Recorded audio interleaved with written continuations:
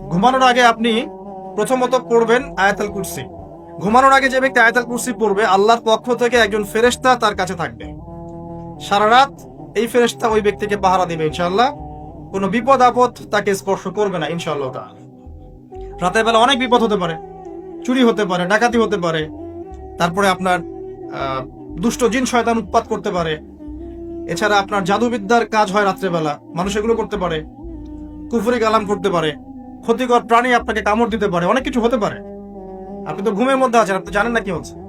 অতএব আয়াতুল কুরসি পড়বেন, ইনশাআল্লাহ আল্লাহ পাক আপনাকে হেফাজত করবে ইনশাআল্লাহ। আর সূরা বাকারার শেষে 3টা আয়াত কেন পড়বেন?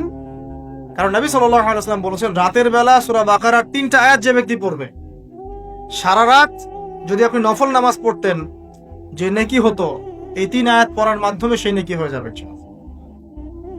ঠিক আছে? সারা রাত ধরে নফল নামাজ পড়া কি কষ্টকর না? এটা সবচেয়ে সহজ হচ্ছে আপনার সূরা বাকারার শেষের 3টা আয়াত পড়বেন, ঘুমিয়ে যাবেন ইনশাআল্লাহ। সারা রাতের নেকি আপনার আমলনামায় লেখা হবে। এগুলো শুধু বললেই হবে না আর শুনলেই হবে না, আমল করতে হবে। কবে থেকে? ইনশাআল্লাহ আজকে থেকে। আল্লাহ পাক সবাইকে আমল করার তৌফিক দান করুন, আমিন। এরপর কি করবেন? এরপর 3 কুল পড়বেন। কয় কুল? 3 কুল। কোনটাকে 3 কুল বলে?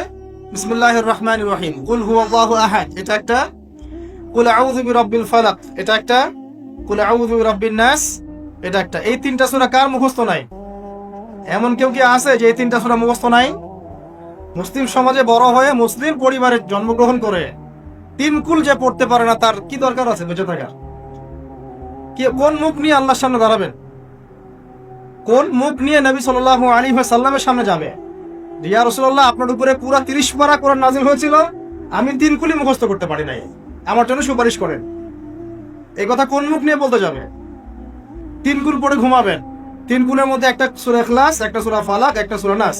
কি হবে এটা পড়লে? নবী সাল্লাল্লাহু আলাইহি ওয়াসাল্লাম বলছেন, দৃশ্য বা অদৃশ্য, মানে যা দেখা যায় যা দেখা যায় না, এই দৃশ্য অদৃশ্যের জগতের কোনো ক্ষতি তাকে স্পর্শ করবে না।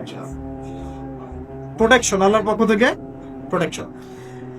আর এটা যখন রাতে পড়বেন তখন এভাবে পড়বেন, একবার সূরা ইখলাস কুল হুয়াল্লাহু আহাদ, তারপর সূরা ফালাক কুল আউযু বিরাব্বিল ফালাক, তারপর সূরা নাস কুল আউযু বিরাব্বিন নাস পড়ে 2 হাত একত্রিত করে ফু দিবেন, দিয়ে মাথা থেকে নিয়ে এভাবে, পুরো মাথা থেকে নিয়ে পুরো বডি এভাবে মাসাজ করবেন এভাবে। ঠিক আছে? এটা 3 বার করবেন, একবার না। একবার পড়বেন, করবেন আরেকবার, 3 বার। এরপরে পড়বেন সূরা কাফিরুন। কোন সূরা? কুল ইয়া আইয়ুহাল কাফিরুন লা আ'বুদু মা তা'বুদুন। এই সূরাটা পড়বেন লাকুম দীনুকুম ওয়ালিয়া দীন পর্যন্ত। কি হবে? আল্লাহর রাসূল সাল্লাল্লাহু আলাইহি ওয়াসাল্লাম বলেন যে রাতের বেলা ঘুমানোর আগে কেউ যদি সূরা কাফিরুন তেলাওয়াত করে ঘুমিয়ে যায়, আল্লাহ পাক ওই ব্যক্তিকে শিরকের পাপ থেকে মুক্ত রাখবেন ইনশাআল্লাহ। আমি অনেক লেকচারে বলেছি, আবার বলছি, যে যত মানুষ জাহান্নামে যাবে, হাজারে যে 999 জন মানুষই জাহান্নামে যাবে, তাদের আমলনামার মূল পাপটা হচ্ছে শিরক। কথা বুঝতে পারছেন? এই যে হাজারে যে পুরো 99% মানুষ জাহান্নামে যাচ্ছে, এটা তো হাদিস। তার মধ্যে যারা জাহান্নামে যাবে তাদের আমলনামায় সবচেয়ে কমন যে পাপটা থাকবে সেটা হলো কি? শিরকের পাপ। কারণ শিরক ছাড়া আল্লাহ পাক যে কোনো পাপ তওবা করলেই যাকে ইচ্ছা মাফ করে দিতে পারে। শিরকরত অবস্থায় কোনো মানুষ যদি মারা যায়, তাহলে সে ব্যক্তি জাহান্নামে যাবে, এটাই চূড়ান্ত। ইল্লা মাশাআল্লাহ। তো সূরা কাফিরুন যদি আপনি তেলাওয়াত করেন, আল্লাহ পাক আপনাকে শিরক থেকে বাঁচাবেন। শিরক সম্পর্কে বিস্তারিত জানার জন্য আপনি পড়েন কিতাবুত তাওহীদ। কোন বই? কিতাবুত তাওহীদ। এই বইটাকে পড়েন, দেখবেন এখানে শিরকের সমস্ত বিষয়গুলো লেখা আছে। কোন কোন কাজ করলে শিরক হয়, কোন কোন কথা বললে শিরক হয়, কি চিন্তা করলে শিরক হয়।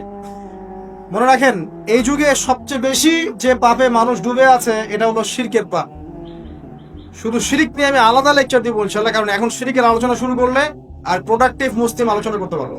এটা এত ডিটেলস একটা সাবজেক্ট। মনে রাখবেন, শিরক চিন্তায় হয়, কথায় হয় এবং কাজে হয়। এই 3 শ্রেণীর শিরকের বিস্তারিত বিবরণ দেওয়া আছে কিতাবুত তাওহীদ নামক একটা বই। বাজারে কিনতে পাওয়া যায়, পড়ে দেখবেন।